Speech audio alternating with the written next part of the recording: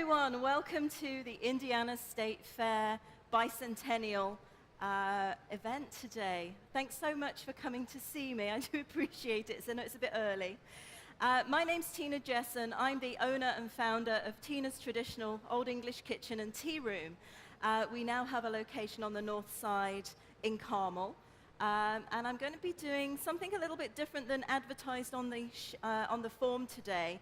We're actually going to be doing shortbread, an English all-butter shortbread.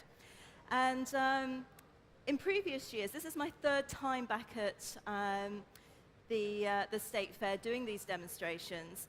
And this is the first year that I'm going to go back to basics. I have not brought my KitchenAid because it's very, very heavy to look from the parking lot. So I just brought a very lightweight bowl and a wooden spoon. So that's what I'm going to be using today. But you may have noticed, as some of you have been here for a little while, is that I've been working on some butter. This is ½ a pound of butter, and this is going to go into my all-butter shortbread recipe. But because I'm going to be doing this by hand, I wanted this to soften a little bit. So I took my ½ a pound of butter and I cut it up into little squares, and then I've just been cutting it through with a knife to help it start to soften. Because to do this by hand with hard butter is going to give me such muscles I'd not be able to get out of here. So this is my butter, and it has started to soften. Not terribly. I mean, this could have gone in the microwave, but the problem is when you do that, it could liquefy, and that's not what I need for this recipe. So I'm going to start off. This is 8 ounces of butter. In fact, there's only 5 ingredients to this particular recipe. And this is an English shortbread. You might have tried the Scottish shortbread. You might have seen Walker's shortbread that you've seen in the stores. This is a Scottish shortbread, and that is much harder. It's thicker, and it's hard to bite into.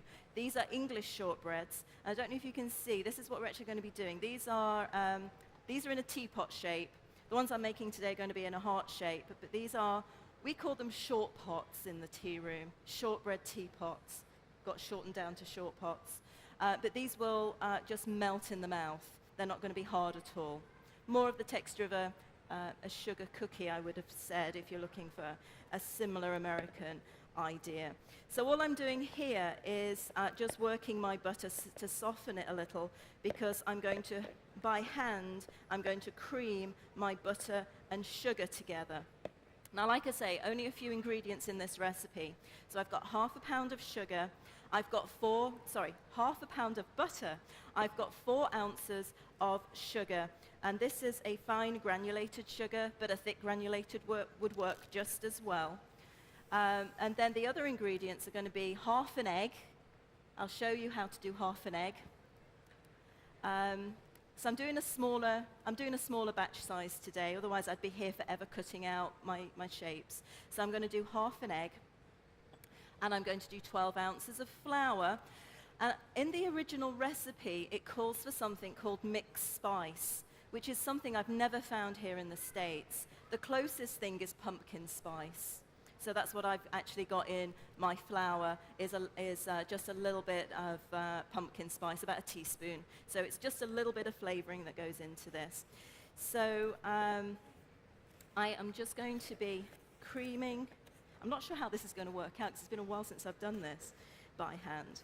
So I'm basically softening my butter. I've got my sugar in here, and I'm looking for that sugar butter creaming effect.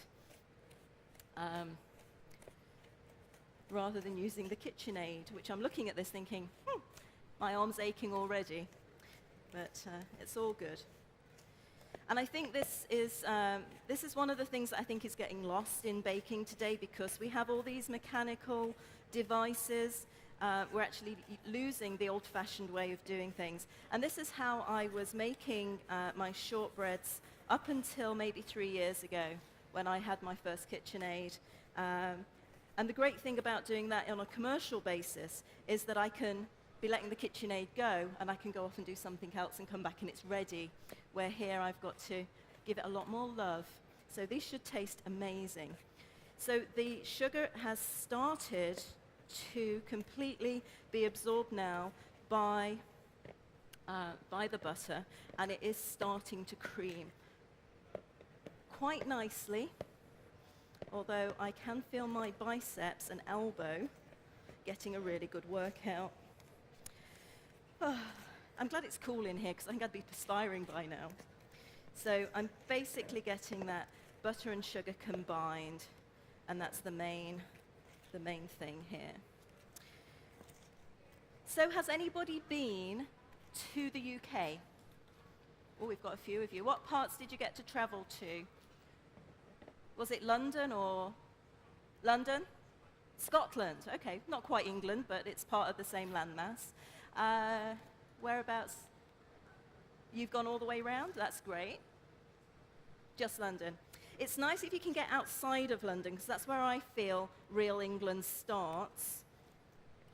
But I'm a little bit biased because I'm from Derbyshire, which is about 100 miles north of London, right in the heart of the country.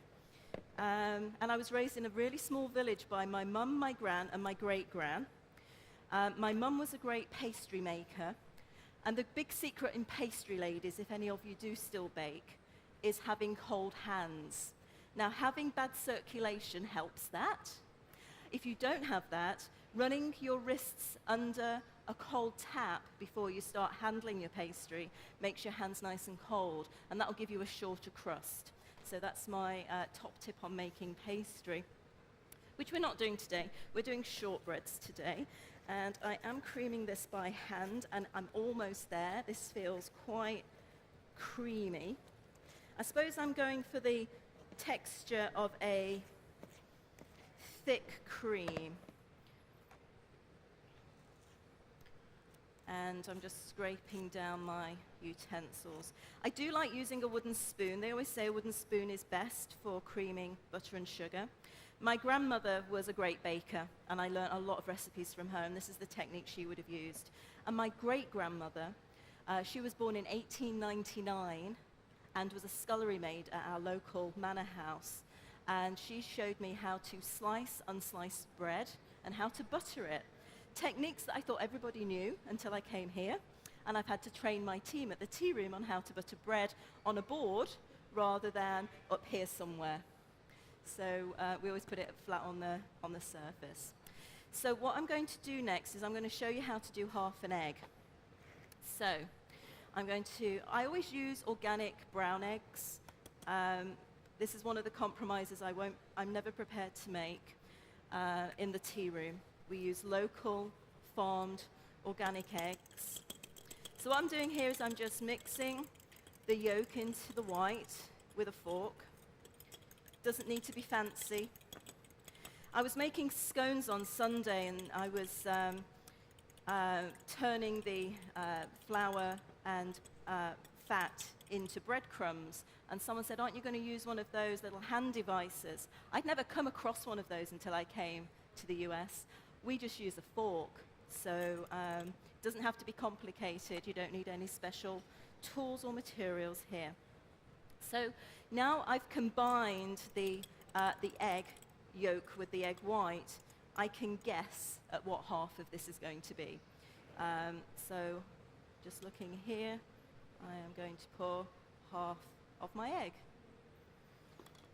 And we'll go back to my wooden spoon, and we're just going to combine this together. And this will help make this mixture a little softer.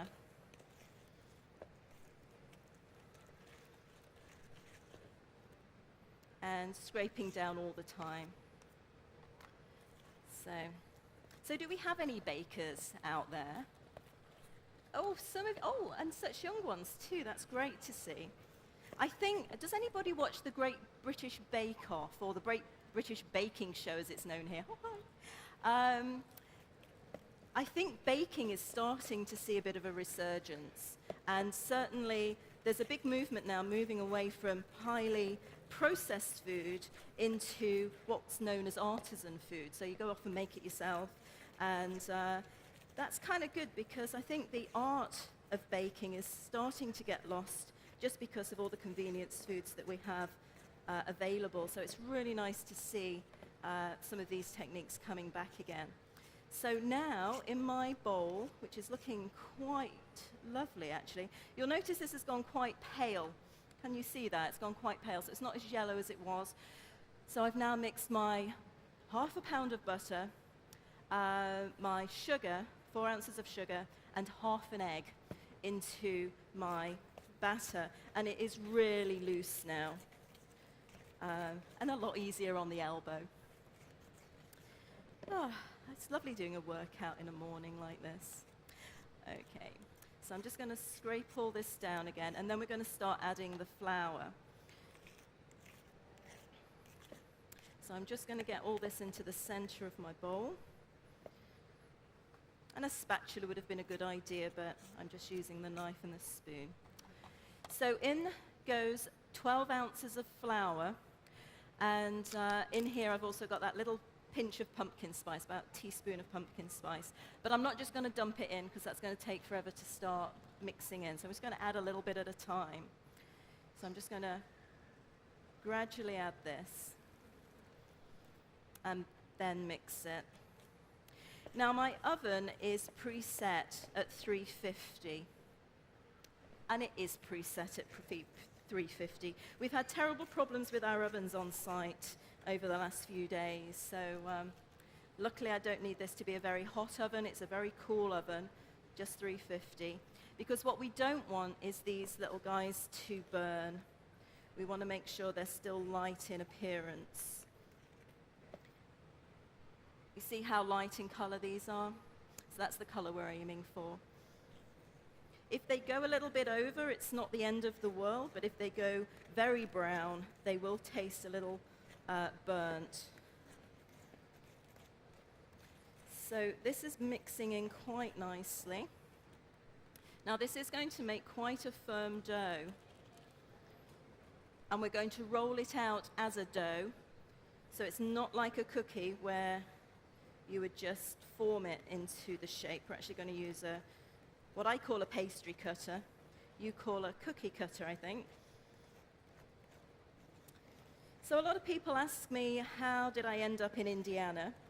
I love coming to the State Fair. In fact, in 2008, when we first moved here from the UK, we moved out on the 1st of August, and the first weekend was the opening of the State Fair.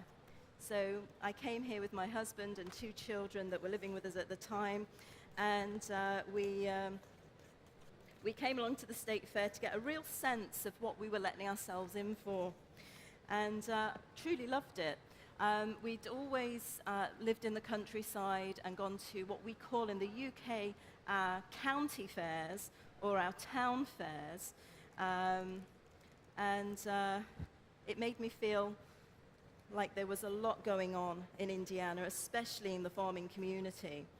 And then to think that a few years later, I'm actually here as part of the fair proceedings makes me feel very proud indeed.